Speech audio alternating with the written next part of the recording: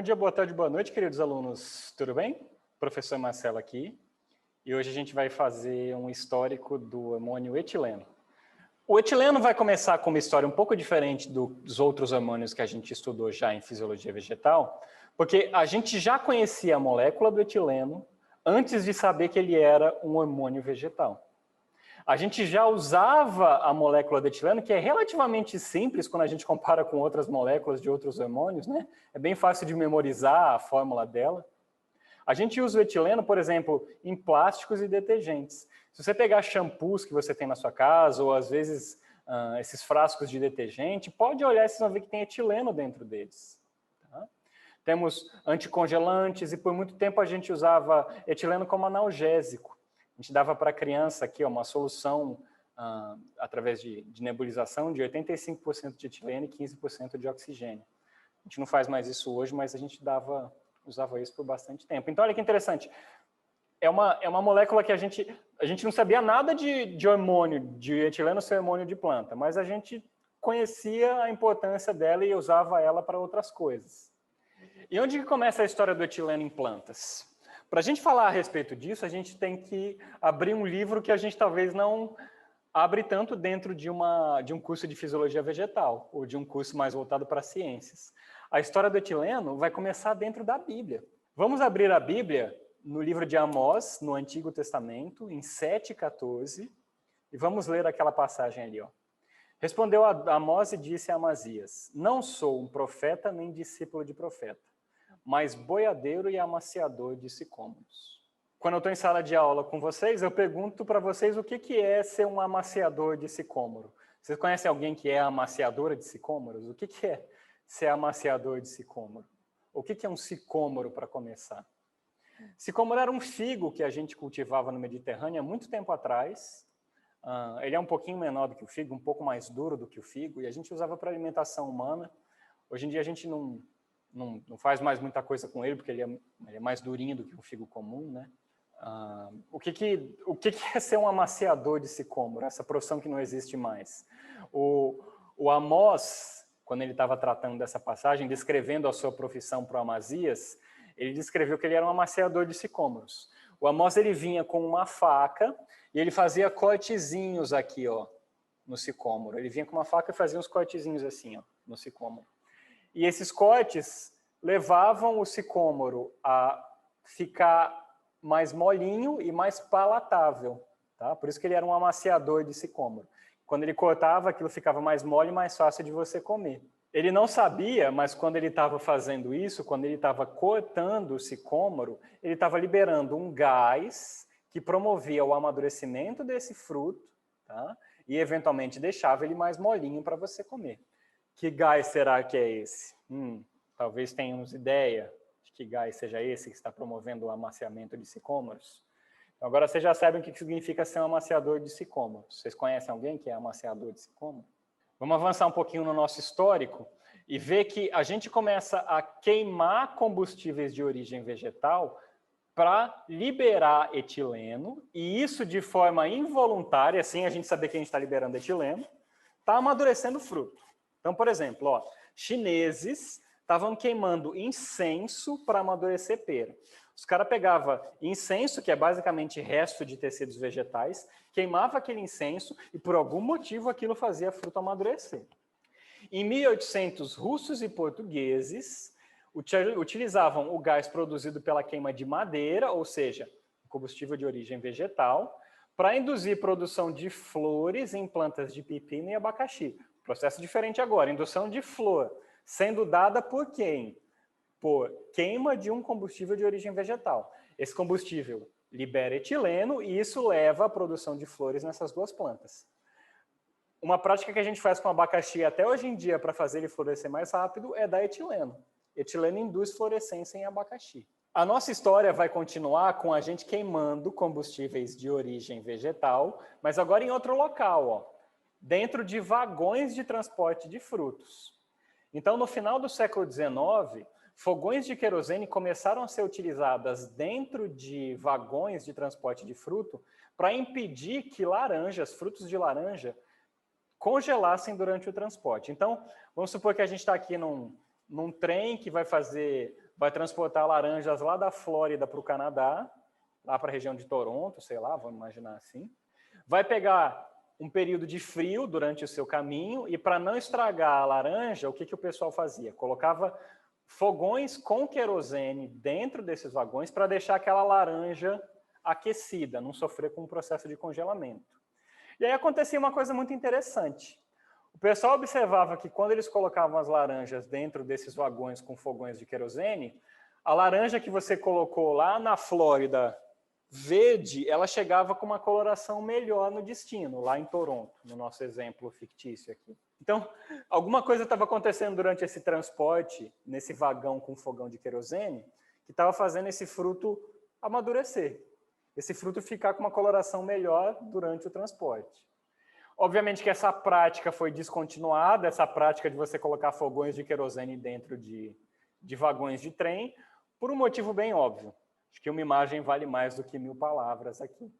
A gente descontinua essa prática de fogões em vagões, eu não sei quem teve essa ideia brilhante, mas enfim. Mas a gente continua usando fogões agora em galpões. A gente continua queimando querosene para armazenar frutos em galpões, tá? E para preparar esses frutos para transporte. Então, a gente para de fazer essa prática perigosa de transportar frutos com fogões de querosene e a gente começa, para facilitar o processo de amadurecimento de acontecer, a armazenar esses frutos em armazéns que tenham esses fogões de querosene. E aí a gente descobre que tem algum gás que está sendo produzido pela queima dessa querosene que está amadurecendo esses frutos. E aqui uma curiosidade, ó, sem saber, esses produtores de laranja estavam pela primeira vez usando em escala comercial um hormônio vegetal, em escala industrial. Nossa história avança agora lá para a Inglaterra, durante o período de Revolução Industrial, e a gente está vendo aqui nessa figura aonde a gente vai cair. Estamos vendo aqui o povo inglês apreciando iluminação pública. Tá? A gente começou a iluminar as ruas com lâmpadas de querosene. Essas lâmpadas, então, estão queimando querosene, e isso abriu a vida noturna das pessoas, né? Por isso que as pessoas estão lá apreciando. Então, antes era escuro, não tinha vida noturna, agora a gente tem luz sendo gerada pela queima dessas lamparinas de querosene. As pessoas agora podem aproveitar a noite, e as pessoas aqui nessa imagem estão curtindo ali, ó, aquelas lamparinas, apreciando essa iluminação pública, né? Então, no final do século XIX, as iluminações a iluminação pública era feita com lâmpadas a gás. E aí acontece uma coisa muito interessante. Vocês estão vendo uma lamparina aqui, ó. Isso aqui é lâmpada a gás e uma outra lamparina ali, ó. O que está acontecendo com as árvores que estão perto dessas lamparinas? Desfolioladas aqui também. Então, toda planta que está crescendo perto dessas lâmpadas, por algum motivo, a gente está vendo esse forte desfolhamento acontecendo. Então, essas plantas estão perdendo folha por algum motivo. O cara que vai descobrir o etileno e que vai bater um martelo e entender toda essa história de amadurecimento e senescência era um russo de 17 anos, Dmitry Neujubov. Vamos ver o que o Neujubov estava fazendo. Em 1901, ele estava estudando estiolamento. A gente já conversou sobre estiolamento lá no vídeo de giberelinas. Tá? Neujubov estava crescendo plântulas de ervilha no escuro para obter padrão de plântulas estioladas. Plântulas que crescem dessa maneira exacerbada e não produzem pigmentos. O Neujubov percebeu que quando ele colocava essas plântulas para crescer, essas plântulas estioladas para crescer perto dessas lâmpadas públicas, dessas lâmpadas a gás, ele via as plântulazinhas ficando curtas, grossas e curvadas. Então, olha lá, plântulas estioladas, ou plântulas crescendo na ausência de luz, quando colocadas perto dessas lâmpadas a gás, apresentavam um padrão de curvamento, ó, uma curvinha acontecendo aqui, encurtamento e engrossamento. A gente vai chamar isso de tripla resposta. Quando que você vai observar a tripla resposta? Quando você colocar suas plantas perto de etileno? Não, não é isso. Não é isso que eu estou falando aqui. O que a gente está vendo aqui? Plantas estioladas têm que estar na ausência de luz. Quando você colocar elas perto de lâmpadas a gás, lâmpadas que estejam produzindo etileno, a gente ainda não sabe onde é que está vindo o etileno, a gente ainda não conhece o etileno, a gente vai chegar lá, a gente tem tripla resposta. Então, plântulas estioladas, quando estão perto de lâmpadas a gás, ficavam curtas, grossas e curvadas. Essa é a tripla resposta. E aí, ó, em 1911, ele vai conseguir isolar qual é o gás que está dando a tripla resposta. Ele vai mostrar que o gás etileno, então, é o composto que está produzindo a tripla resposta nas plântulas estioladas. Plântulas estioladas, na ausência de etileno, e aí eu estou aumentando a concentração de etileno. 0,005 ppm, 0,01 até 0,640 de etileno, ppm de etileno. E aí a gente vê a tripla resposta, né? Encurtamento, curvamento e engrossamento dessas plântulas. Vamos só olhar um pouquinho da fisiologia da tripla resposta. O que acontece aqui? Quando a gente aplica etileno, o que vai acontecer é que em plântulas estioladas, o etileno induz um crescimento assimétrico no gancho plumular. O que é o gancho plumular? É esse ganchinho que a gente vê em plântulas estioladas sendo formado para ajudar a plântula a sair do solo. Então, é uma plântula que ela já germinou, ela agora está querendo sair debaixo do solo, ela está procurando luz, e aí ela faz esse ganchozinho assim, ó, para proteger o ápice caulinar. Tá? Então, ela empurra o solo meio que com as costinhas dela, assim, ó. Ela sai empurrando o solo com o gancho aqui. Aí, quando ela chega na luz, quando ela sai do solo, ela desfaz esse gancho plumular. O que a gente sabe é que o etileno, ele pronuncia a curvatura desse gancho plumular, por isso que a planta fica mais curvada quando você tem estiolamento combinado com etileno. Então, é um crescimento assimétrico que é dado nesse lado aqui, ó, da plântula, que faz ela crescer desse jeito mais exacerbado. Esse crescimento diferenciado levando à curvatura pode acontecer também em folhas quando você aplica etileno. Tá? A gente vai chamar isso de epinastia, esse curvamento para baixo de folhas. A gente está vendo aqui, ó, tomateiros sem a gente aplicar etileno, aí a gente aumenta a concentração de etileno que a gente está aplicando, e você vai vendo que a planta parece que está ficando murchinha. Não é, ela não está ficando murcha, ela está curvando as folhas para baixo. Isso é dado pelo etileno promovendo o crescimento assimétrico da parte superior do pecíolo. A gente chama isso de epinastia. A gente pode olhar um pouquinho dessa parte de inibição de crescimento, né? A gente conversou sobre redução de crescimento na tripla resposta. A gente pode também falar de redução de crescimento de raiz. Então, a gente pode, inclusive, incluir isso como efeito da tripla resposta. Não pensar só em redução de crescimento do caule na tripla resposta. Pensa também em redução de crescimento da raiz. A aplicação de etileno em plantas estioladas, atenção, não vai tentar aplicar etileno em planta não estiolada e ver alteração de crescimento de raiz e caule. Em planta estiolada só. Em planta estiolada, o etileno ele impede crescimento de raiz e caule. Só que é interessante que o etileno parece que induz a formação de pelos radiculares.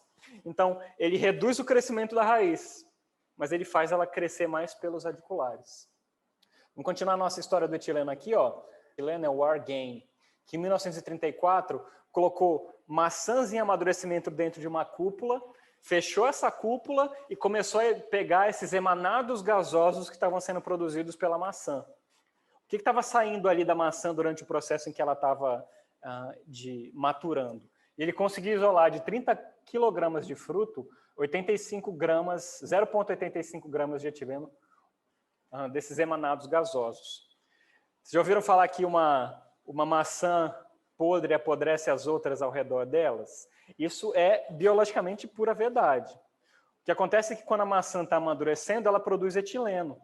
E aquele etileno, como ele é um amônio gasoso, ele emana da maçã e chega nas maçãs do lado. Então, aquela maçã, eventualmente, ela apodrece, porque o processo de apodrecimento é basicamente você exacerbou o processo de amadurecimento, vamos falar assim. A planta fica produzindo aquele etileno, o fruto fica produzindo aquele etileno, o etileno chega nas frutas ali ao redor, nas maçãs que estão ao redor, e eventualmente vão acelerar o amadurecimento e o apodrecimento daquelas maçãs ao redor. Tá? Você pode pegar uma maçã e colocar do lado de uma banana, que você vai amadurecer a banana mais rápido se você tiver uma maçã ali do lado. E vice-versa, porque a banana também libera etileno. Está aqui ó, o artigo que o Wargain publicou em 1934 na Nature. Produção de etileno por frutos em amadurecimento. A gente ainda vai ter uma certa dificuldade para estudar etileno, apesar da gente ter identificado ele como como um hormônio gasoso, a gente já ter encerrado esse assunto, vamos dizer assim. Por ele ser hormônio gasoso, ele é difícil de isolar e trabalhar, então isso dificulta um pouco a gente estudar o etileno. Alguns cientistas vão tratar isso ainda como poluente do ar, já que a gente tem etileno sendo produzido por queima de combustíveis de origem vegetal, né? Então, muita gente questionou o Argane, falando que, na verdade, aquilo que ele isolou não estava sendo produzido pela maçã, era um contaminante de ar ali naquela cúpula que ele tinha. Tá? E, óbvio, a gente tem aqui hormônios, a gente está numa época, em 1934, que a gente está vendo um boom de pesquisa em hormônios associados com o processo de crescimento, como auxina, giberelina e citocininas. Então, como o etileno não está tão envolvido assim com o processo de crescimento, ele ficou meio eclipsado. Aí, na década de 60, quando a gente começou a poder estudar gases com um pouco mais de afinco, com o advento da cromatografia gasosa, os estudos de etileno vão voltar à tona. Tá? Então, a gente vai começar a entender biossíntese e processos fisiológicos que são realmente controlados por esse hormônio. A gente vai começar a ver desenvolvimento de técnicas para a gente conseguir aplicar ou capturar esse hormônio gasoso para utilizar ele em implantações. Tá? Vocês estão vendo aqui um composto que a gente chama de etrel ou dietefon, que talvez vocês conheçam pelo nome. Isso daqui é um composto que, quando você mistura com a água, ele vai liberar etileno na forma gasosa. Então, o etileno ele é complicado de se trabalhar porque ele é um gás. Aí, o que a gente faz? A gente usa esse etrel, que quando a gente mistura ele com água, ele libera etileno na forma gasosa. E aí facilita a nossa utilização do hormônio, né? Porque agora você não precisa lidar com a aplicação de um gás, você está trabalhando com um líquido que é muito mais fácil de manipular. Talvez vocês já tenham comprado algum fruto que vem dentro de caixinha, geralmente é frutos importados, que vem com esse saquinho de permanganato de potássio dentro dele. O permanganato de potássio, ele puxa o etileno, ele chupa o etileno para dentro dele. Então, a gente coloca esse saquinho de permanganato perto de frutos ensacados ou de frutos embalados para retardar o processo de amadurecimento. Por quê? Porque o permanganato vai puxar o etileno para ele e não vai deixar aquele etileno disponível para o fruto utilizar para maturação. Então, volta lá para aquele exemplo da maçã, que está apodrecendo as maçãs que estão ao redor. Se você colocar permanganato de potássio, você reduz esse efeito de maturação, esse efeito de apodrecimento. Por quê? Porque você tira o etileno do ar e você impede que aquele etileno atinja outras maçãs e acelere o processo de maturação. Com isso, a gente encerra, então, o nosso histórico do etileno. A gente agora pode começar a trabalhar com as funções biológicas desse hormônio. E a gente vai fazer isso no nosso próximo vídeo, quando a gente discutir quais são as funções desse hormônio para a plantinha. Vejo vocês lá. Tchau, tchau.